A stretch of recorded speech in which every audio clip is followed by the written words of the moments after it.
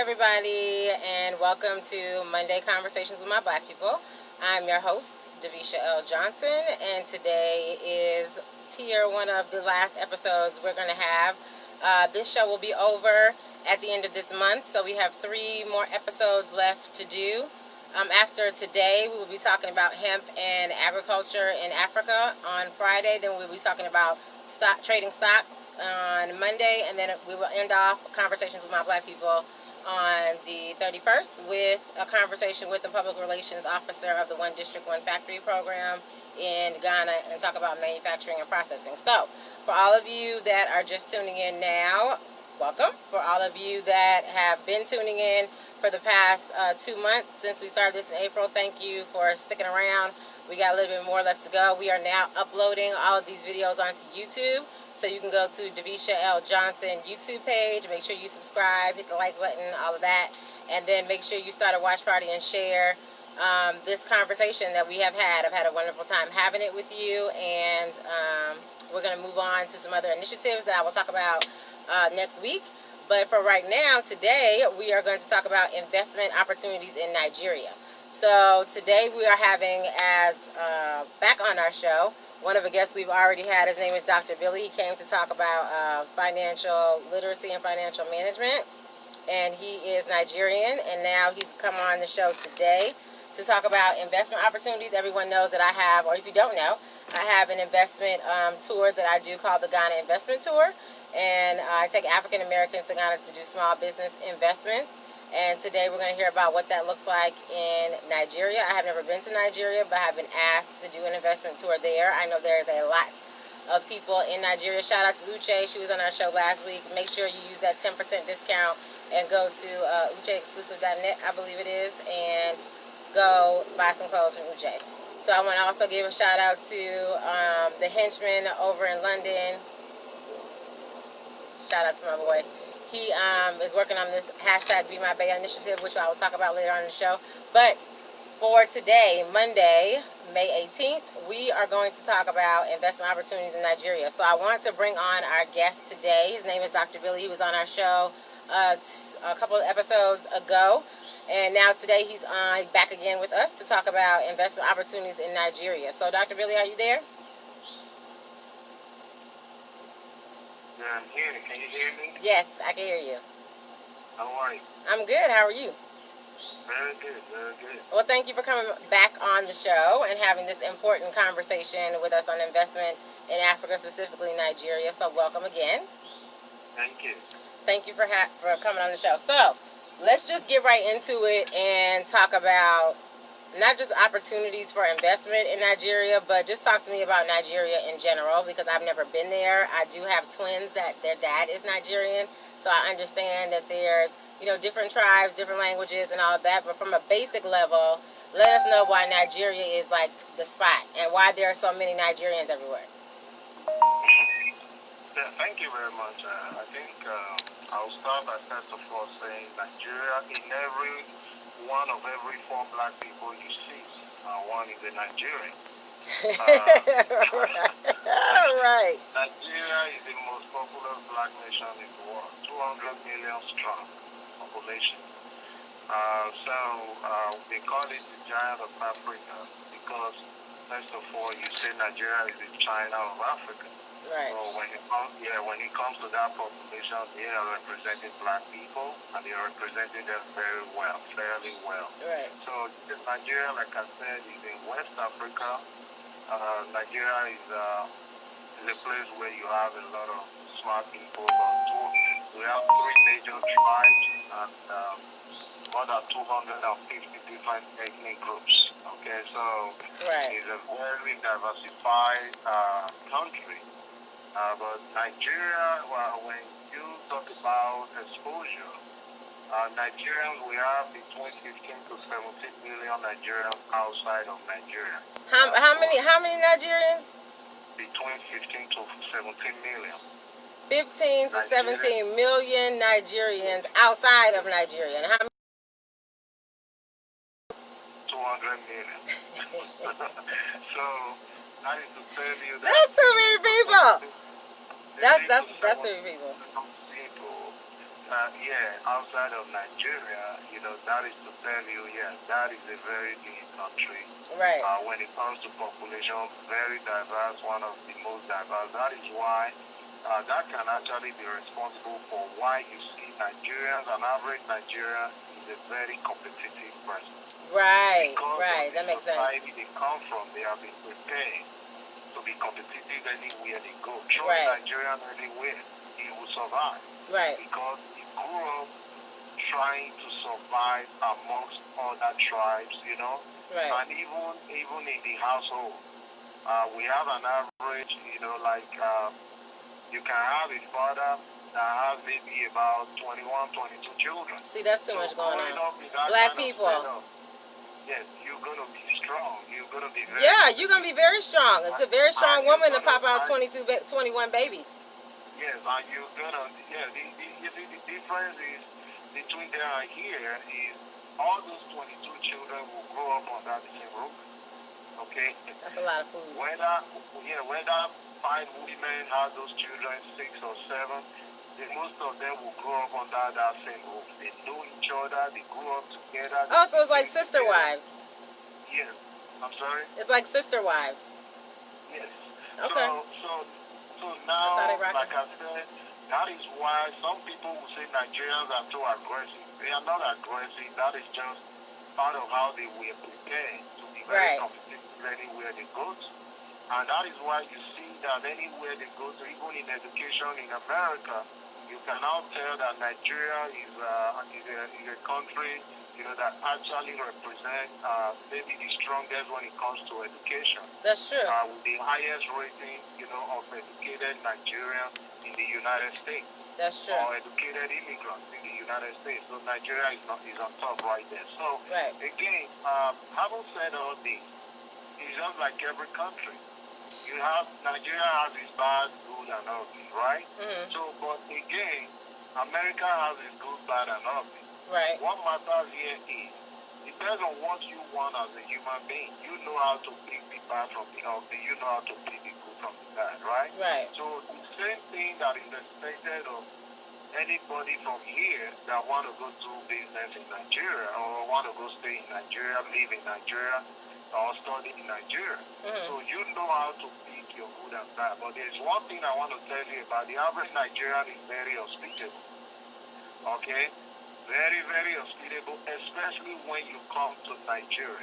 They know how to make visitors feel at home. Well, I think that's just West African culture just in general, because I've never been to East Africa, but I know all of the Africans that I've interacted with that are from Nigeria or West Africa have been very hospitable. So because there's so many people in Nigeria, I understand the sense of urgency and the sense of competitiveness, which totally makes sense when people confuse that with arrogance or anger or something like that. I mean, that's just is what it is. You can say the same thing about some black people here in certain parts of Atlanta, Georgia, and where they grow up and what they had to go through. So let's talk about now in 2020 during COVID-19, while we're talking about people's hashtag Plan B, what is the incentive to go to such a highly populated place to do business or to move? Like, why would people want to go to Nigeria to do that and not go to Ghana or Ethiopia or anywhere else? Well, for any business person, the first thing that comes to your mind is the market. Nigeria has the biggest market, the largest market in sub-Saharan Africa. Not only in sub-Saharan Africa, in the whole of Africa. Right. I mean, a country that is more than half of the United States. Right, but doesn't that also mean that there's just as much competition there as well? Well, the good thing about it is people coming from here actually have an edge when it comes to business. Why? Because you are in the developed society where most of the businesses have gone way further than those people back in the developing countries. Right. In any business you do at all, let's say for instance you are a farmer. You are going to be competing with other farmers that are still using equipment that are not as sophisticated as what you're going to be bringing from the United States. So you coming into that market alone, you actually will be getting step ahead. 20-25% of that market right from the onset. So you see that when you come in, and do what you know how to do best. In America, we have very good work ethic. Right. Okay? So if you come in with that attitude, we are more disciplined when it comes to going to get the job done. So all these things will give you that competitive advantage when you are in a country like that. Right. A lot of people get up to do things their usual way, you know. But you coming from here, you already have an edge. And it's one of those places you can run a business with little or nothing when it comes to money. So let's talk about that, and let's talk about the currency exchange. I think that's one of the most attractive things for me about investment in Ghana is the currency exchange rate. So what does the naira look like to the dollar? What is the regular cost of bread or gas? Gas is a good indicator. What's the regular cost of gas per liter? So that people have an understanding of, okay, the market is good. There's plenty of people. There's an advantage because it's an underdeveloped country, so we automatically have an advantage. But what does my money look like? Like, how far can that stretch? What can I do with it? Well, one United States dollar is equivalent to right now as we speak is 430 naira. Okay. 430 naira.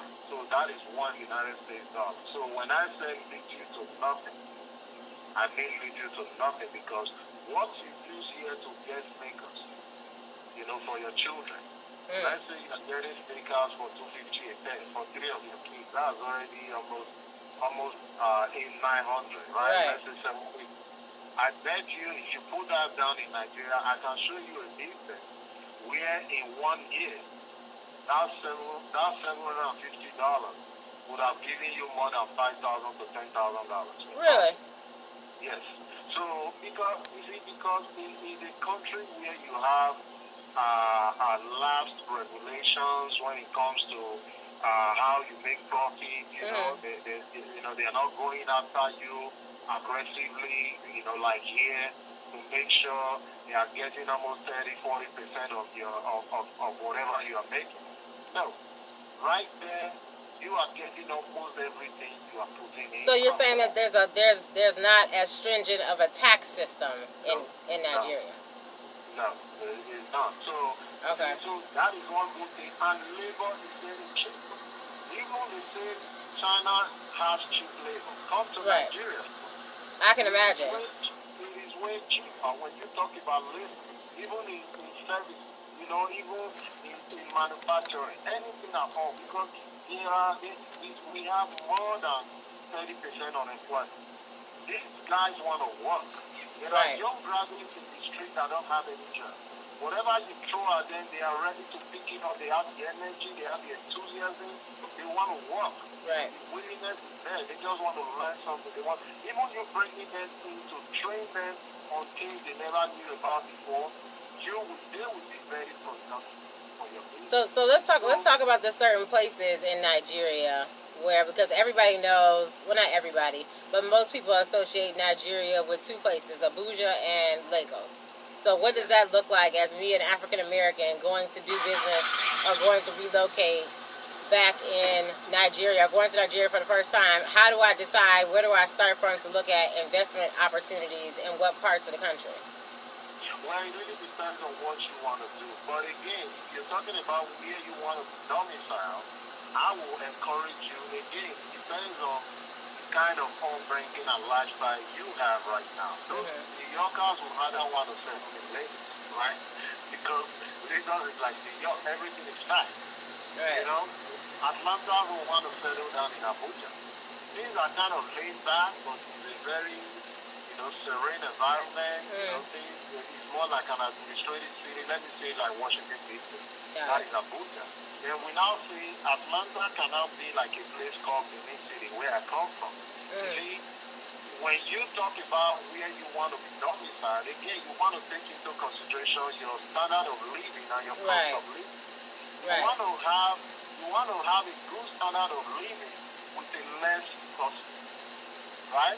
So Benin City is one of those places where you can actually settle down and do any business, and you can still reach out because, of course, with technological advancement right now, you can actually be in one city and still be able to service other cities.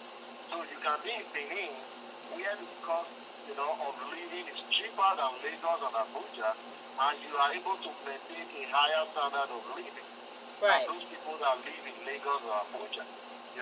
So let's talk about that for a second, and the standard of living. So the standard of living here, and the fact that $1 is 430 naira right now. And for those of you guys just tuning in, this is Monday Conversations with My Black People. We're talking to Dr. Billy about investment opportunities in Nigeria. This is Dr. Billy has been on our show before. He's back again to let us know what's going on. So now we're talking about the specific areas in Nigeria that are most comparable to places in the United States. So depending on what your standard of living is what you need to think about where you're going to go in Nigeria. So Dr. Billy just gave an example of New York is like Lagos and Abuja is like Atlanta. So what does that also look like, though, for people that are here or people that are watching this show that are thinking about their hashtag Plan B? Do they go to Nigeria looking for a job, or do they go to Nigeria looking for an investment opportunity? Can they have a job and a side hustle? Is there no jobs and everybody's an entrepreneur? What does that look like in the types of levels of investment people can look forward to in Nigeria? Well, the good thing about Nigeria is you can go there and become an entrepreneur. Why? Because it takes you little or nothing to become an entrepreneur when it comes to how much you have to put in just to start. Right. We have Nigerians that have started businesses with $500. Right. In 1 year, they have become something really big. But if you still want to go there, maybe as a professional, yes, you can. Why? Because you have something to offer Right. that might be way better than maybe a lot of people right there because of maybe probably the kind of school you went to, the kind of education you have, coming from a developed society, you have an edge. So you can pick some of all those international jobs. We have a lot of multinational companies in Nigeria. True. Remember, Nigeria is the highest oil producer in Africa. Right. So again, is a country that has a lot of oil, and we have the multinational oil companies present in Nigeria, whether it's Mobil, Shell, and all those different Chevron. They are all in Nigeria. Right. Maybe you want to pick one of those jobs, or you want to pick. We have a lot of agents, not for profit, whether it's Ford Foundation, whether it's Gates Foundation, they are all present in Nigeria. So if you want to pick some of those jobs, those kind of jobs, and go there, you're going to live very well because you are being paid in dollars, but you are spending your money in naira. And while you are there, you're going to have a lot of free money to start all kind of different businesses. It can be in manufacturing, it can be in agriculture, it can be in services. All these things are there. So let's talk about that for a second and give some specific examples on the process. If you can tell us what that looks like. So I know what to start a business looks like in Georgia. I go on the website, I pay my $100, and now I have a business. I go call the IRS and get an EIN, or go online, get an EIN number. Now I have a business. I know what business looks like in Ghana. It's a lot more paper intensive. There's a lot of paperwork that has to be filed and signatures and other things set up. What does it look like in Nigeria if I want to have a farm, or if I want to start a hair salon or something? What does that look like for people in the diaspora to go to Nigeria? Yeah, it's pretty easy right now because they are embracing, every state in Nigeria now is embracing technology. Mm-hmm. Like the Benin City I just talked about.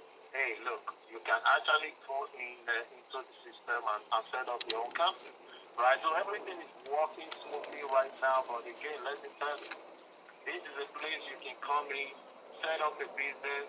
In 6 months, you would have trained enough people to run that business for you, even while you are not there. Okay? Right. So for those people that have been thinking about multiple sources of income, let me tell you something. You are here in America competing with people that are way ahead of you. Right. Have you ever tried to look for a place where you come in, you only Right. have 15 to 20% market share? Right. That is Africa. That is Nigeria. That's a simple, basic explanation. Where they respect you too, where they give you the room to participate, a level playing field. Right. And even, as a matter of fact, you even get more favor. Why? You can even come in now as a farmer from America, mm-hmm. and we have some traditional chiefs right there that are willing to give you the land for free. Okay, let's talk about that. Let's talk about that. You want to come build a house. They are willing to even give you a free land. Right. To come in and build your own house. Let me give you this good news. $10,000 can get you a standard home, 3-bedroom for you and your family to live in. Listen, show me a place in America where you can build a house from the ground up right. for $10,000. Right. I'm not talking about a 1952 house. I'm talking about right. 2020 right. house. Right. So let's talk about that. Let's talk about that, Dr. Billy, because I want people to know, and those that are watching. Yeah, I want those people to know that are watching online. Shout out to Yolanda Grandison. She has a pineapple farm in Ghana. They just got their first harvest, so she wants to do the same thing in Nigeria. No, she said her business is in Djibouti, and she's from Michigan, but she has a pineapple farm, and I want you to kind of talk about what the free land looks like. I had a whole show about it. It was actually my very first show on Conversations with My Black People. For those of you guys that are just tuning in, this is Monday Conversations with My Black People. We are now on YouTube, so you can binge watch these episodes. Hit the like and subscribe and share button. We're talking with Dr. Billy about investment opportunities in Nigeria. So now we want to give some specific examples of kind of what does that look like if I'm a small business owner here in the United States and I still have a job, but I don't want to necessarily travel to Nigeria, but I want to spend some money. What do partnerships look like? What is the process for registering a business? Is there a website we need to go to? Do we have to have a partner, Nigerian partner to do business? Can we do business on our own? What does that look like? Well, it's very easy, you know why? Because you have a lot of Nigerians that live amongst you here. Right. So you have been friends just like you and I. You know me. You know, we are friends. You know at least you can trust me to some extent if you want to get into partnership with me. Right. Now, I can introduce you to the good people down there, you know, to say, okay, with this person, I can vouch that you will be okay. Right. You know, because my credibility is on the line. And I can find you here in the United States if I need to come see about you. I'm sorry? I said, and I can find you here in the United States just in case it don't work out. I got somebody I can go to your house. Exactly. You know my family. You know right. we're not going anywhere soon. You know that we kind of have the same mentality. Right. You know, regarding so many things that we do. So now it is easier that way to either go into partnership with those kind of people that you know, or right. they can recommend people for you. They can be a referral source. Right. Rather than you walking in there and try to do a guesswork and say, okay, this person looks really good, I think it's going to be good. No, that is you gambling. And it takes a while to understand people, okay? Right. So when you are getting into a relationship with people, in the business sense of it, at least these should be people you have known for a minute. At least they put their credibility on the line to refer somebody to you. Right. I'm sure tomorrow, if things are not going well, they will be able to come in too and mediate. Because Africa is a funny place where most of our arrangements and agreements are really unwritten. Right. It's based on trust. Right. Okay? Right. Unlike here, where here in America, two total strangers can do business. Right. As long as there's an attorney present. right. You're right. And get the paperwork together so we can sue you. In Africa, everything is based on relationship. Right. Okay? Absolutely. I can attest to that. Absolutely. Once they know you, you know them, they know your family, their family right. know your family, it is so hard. Let's talk about that too in relationships and because a lot of people have misconceptions about government's involvement in business in African countries. So what does that look like? Do you have to have relationships with government officials to move things forward? You got to pay a bunch of people. I call it in Africa is the cost of doing business. Other people might call it a bribe. I don't know what you want to call it, but I call it the cost of doing business. So if I want to have business handle, I need to do business as the regular people of local culture do. And if that means I got to pay this person and pay this person to get this done, I would do the same thing here. It would just be a different person in a different environment. So what does that look like for relationship building? Do you have to start high up? Can you just get, some local person there that, family member, uncle or something that they know and trust them to do business? Or do you have to take the same frame of reference that you do here is, my auntie, cousin, mama, sister-in-law is related to me and knows some people, but that doesn't mean she knows anything. Like, how do you navigate that? Well, it's easy. It really depends on you. Like you said, you are very correct. I don't see that as a bribe, Right. Because everywhere you go to, you want to do business. There might be some registered agencies, Right. that handle those kinds. Just the way you have registered lobbyists here in America. Right. When they do stuff, trying to get some deals passed and all that stuff. In Nigeria, it's the same thing, whereby you want to pay people to help you go get what you want. Right. Okay? Right. Yes, sometimes there are certain places you go to where you have to queue up. You have to line up and wait until it gets to your turn, right. To do something. But you can get somebody that is willing to go stay on that line, that queue for you to get those documentations done. Right. That is not bribery. That's job creation. That's job creation. That's what that is. Right, that is what it is. But, right. In order to kill it down, to give it a bad name. That is what they do right. for us anyway. Right. Every time they want to tell you, the way they do things in Nigeria is so bad. But yes, when you go there, you still find anytime I'm traveling to Nigeria, I have more white people than black people on the plane. Where are they going to? Right. Check that. Check that. How about say that again. When you go to African countries in general, there's more white people on the plane than there are black people. Check that box. Conversations with my black people. Yeah, when I say our people, I mean our black people. They right. Sit here and keep criticizing based on what they read, or what they told them. Right. Those people go there, they come back, they tell you what will keep you here. Right. Okay? Right. Why? Because when you they making all the money. We would rather give you the business opportunity first than them. Right. But you don't come. Right. When you don't come, who do you think we're going to do business with? We do business with those people we see. Right. Because those are the people that show that they are serious, they want this business opportunity. And those are the people that get those opportunities. Right. So let me tell you, there are multinationals that make more money, in Africa every year than every other place in the world. But our people don't take advantage of this. Right. Here you come in, you fit in on day one, people respect you, they're very hospitable, they are ready to give you things for free, just to encourage you to come back home. Because there is something, I think you can attest to this, Davisha. The moment you step out of that plane and your feet touches that soil, there is a connection. There is something there, that tells you are back home.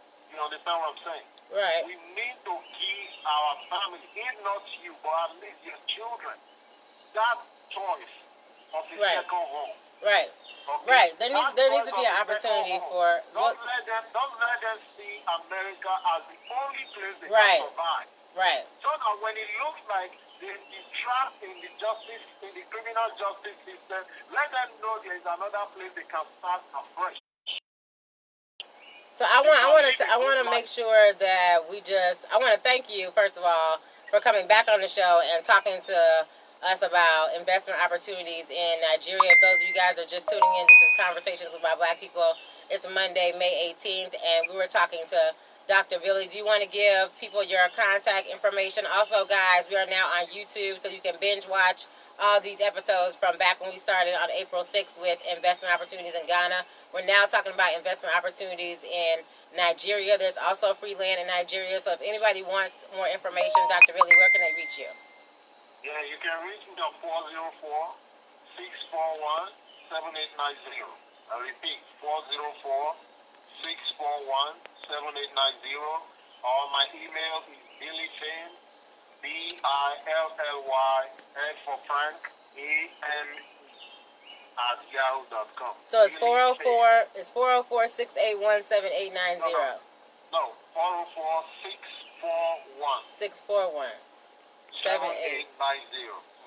Thank you for coming on our show. I'll put your phone number in the link. Anytime. This has been Conversations with guys for watching. I want to thank Dr. Billy for coming on and talking about investment opportunities in Nigeria. And I will see you guys on Friday. We will talk about hemp and agriculture in Africa. And stay black. Thank you.